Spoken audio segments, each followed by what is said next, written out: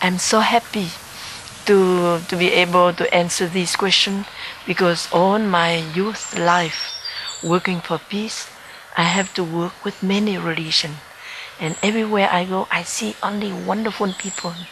But only when I get out of Vietnam that I have that experience, because in Vietnam we have been defined by a kind of perception that people gave about Buddhism, about Muslim, about Judaism, about Christianity in a very bad way, and more or less you are influenced by that. But fortunately, when I go out to Vietnam and I can be in touch with true good Christian, true good Jewish, true good Protestant, Lutheran church people, or Episcopal, or Quakers, I was so impressed by their sincere living of their faith. And I feel so close that we are one in the same family. I don't know, I think that the only sincere practice make people feel close to each other. Sometimes we don't need to say, and we do sitting meditation together in our tiny living room in Seoul, suburb of Paris, and we feel so close. And we have a Christian, we have a Catholic priest, we have a Buddhist monk, we have so many Christian friends, Jewish friends, and we feel so close to each other. There's no discrimination.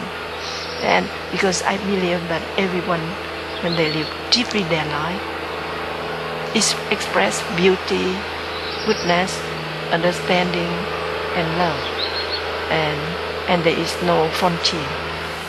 Yeah, at the beginning, my first lesson with other religion came from our teacher, Zen Master Thich Nhat Hanh.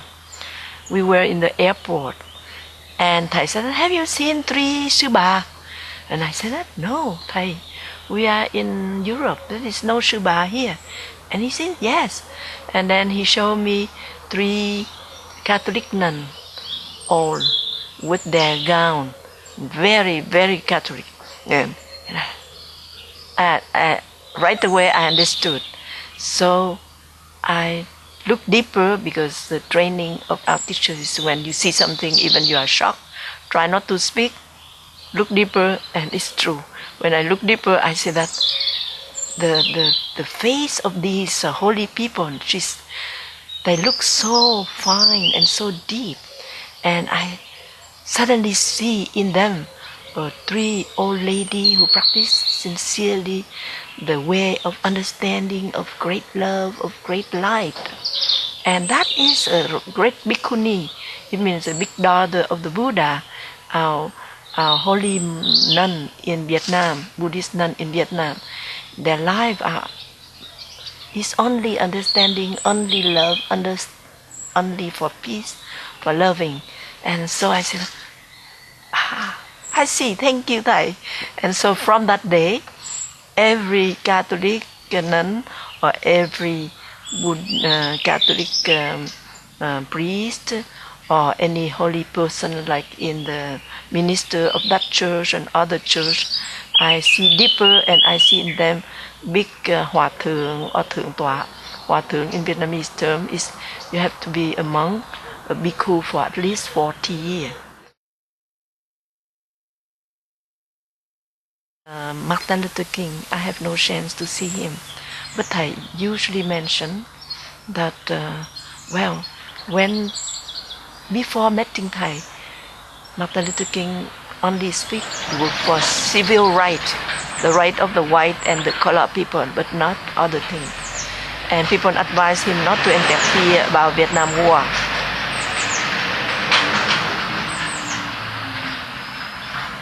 People propose him never interfere in Vietnam War because he may lose many friends. But when he met Thầy, it's so close friendship, and he said that sometimes society is so violent, we don't know what to do to face with that. And Thầy said that in our tradition, in order to protect ourselves, we need to have Sangha. Sangha means a community of friends who practice the same thing. And he said, a beloved community. Why not? It's true. We must set up many beloved community here, there, wherever we go. And if there is difficulty, there is small beloved community nearby to protect us. One day, I tried to share how I can cross the fire zone, because it was in 1964. And there's a big flood, and 4,800 people died. And then when we arrived in Quảng Nam, Thu Bồn River, the polluted, it is only a few days after that, and corpses of people are still hanging in the bamboo tree and there, and sometimes in the big city they clean it up, but not in far away. And our intention is to bring food, rice, medicine, and everything the people need. And we follow the river of Thu Bồn. At the beginning, the river look like normal river here, but when you go up in the mountain, it's so small and steep. Beside is a rock, and this side is house of people, and they live in very poor. And then the water of flood is so high, and then other side they are guerrilla with the guerrilla who shoot in the soldier of Republican in the south, and they are shooting each other. And they said that about 10 kilometers from here, people are starving because nobody can come here, and if they go, they will arrest by that side or other side, and then if we cannot go, they will starve. And I said that I volunteer to go, Thầy. Thầy said that, are you sure? I said, yes, Thầy. I know that if every day they are praying Avalokiteshvara, Wang Thêm Bồ Tát, it means the goddess of compassion in Buddhism. And if they call Avalokiteshvara will be very happy to help them. But how? So I let Avalokiteshvara to use my body. And then I said, Avalokiteshvara, use my body. I carry food for them, but you ask the bullet to try to avoid me. Because if they are shooting each other, the bullet don't know how to avoid me. But if I let you to use my body, the bullet will avoid. And then Thầy said, okay, so let me go on. And so when I explained like that, Hebe Konrut said that, oh, it's the same. She is a Christian of Diakonale Church, kind of Protestant church in Holland. And she said that during the war with the Second World War, and the Gestapo German came to Germany, and they arrest all the Jewish people and put and send away, and they may kill in the gas chamber. And I know that they die. So I want to help them, but fortunately I am a volunteer to bring bread and to food to a number of aged people who live very remote area in that corner. And so with my bicycle, I carry a bag of bread to this house and other house. And so slowly, I know that Jewish people need that. And they are hiding secretly in that corner, that house, that basement of that house, other house. So I also carry, and I'm very afraid of German soldier. But I know that God is in me. I'm sure that God will protect me from being arrested by them. And she has done a lot. And during the Second World War, she brought food for underground living Jewish people in many corners of many provinces. And she walked on bicycle, go far away. And she said that, oh, when you said that you want to carry food to the zone where people are starving, I feel that I am like that with you. And so we all feel very close to each other. And that is, I think that when you live deeply your faith, even that faith is is Christianity or Buddhism or Muslim or yeah, non-believer but very humanistic, but non-believe on any religion. Your face radiate love, peace, understanding, because you sincerely live the way of understanding, of love, of peace. And there is no frontier for religion. And so when I spoke about Avalokiteshvara in me, she said she feel exactly the same. And she said, that is what I have lived during the Second World War. And Hebe have been very known for Jewish people who have saving life of so many Jewish people. And so I don't see any wood. God is God or Allah or Buddha is the same. I see only the great light of peace, of understanding, of love. And that is because in that corner of the planet, people say that if you explain like that, people understand better. Other corner of the planet, they say that if you explain in this way, it's better. And that is why there is many religion. But I think that if everyone lives sincerely their faith, and we are one, and there is no frontier and no religion, no label for this religion and other religion. There is a question of the rabbi about how we all can practice together. And I think that even we are different, but there is one point that we all have a breath, breathing in and breathing out.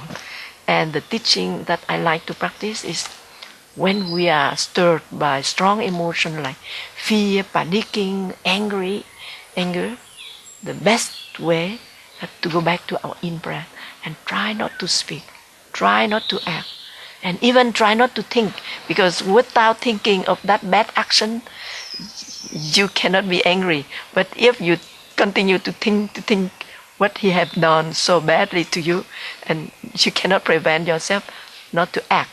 So not to think, not to act, and not to speak, only going back to your in-breath and out-breath, and be in touch with what is near and beautiful, and things like the linden tree, like the tulip flower, like young leaf early in the spring, or autumn leaf, or everything will make you. And even in your roots you have beads is also good.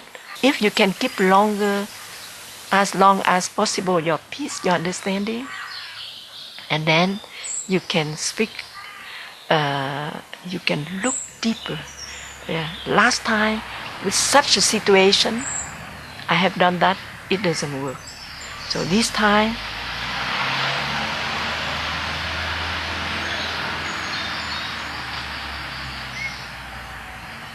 I look deeper, I give more space to my anger or my irritation and leave it there for a few days, and even when the situation is very serious, it can keep a few months in order to calm yourself, and you find a solution.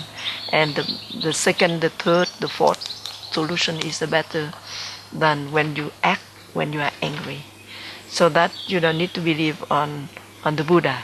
In fact, the Buddha proposed that, but you can believe on God, on Allah, and try not to speak, not to act, not to think for a few days, to be in touch with what is wonderful and refreshing, and then give space to look deeper into the action that you are going to do. And if you do any side effect, anything, until the best solution. And if you have to encounter with another person, and it's not easy, and so when you encounter with another person, try not to speak your idea first. You listen to them first, because you may, out of good intention, I intend to do like that, but it may shock him, because deep inside he have other difficulty. So first thing, when you start to reconcile, you have to listen to others first and to hear. And you may be surprised to see that your perception is quite different from his perception or her perception. And when you understand more and more and deeper,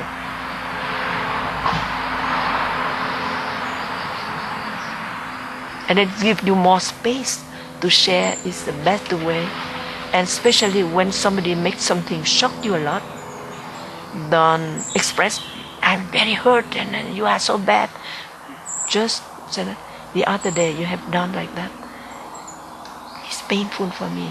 And I don't know, maybe there is a reason behind your act that I didn't know. I'm ignored.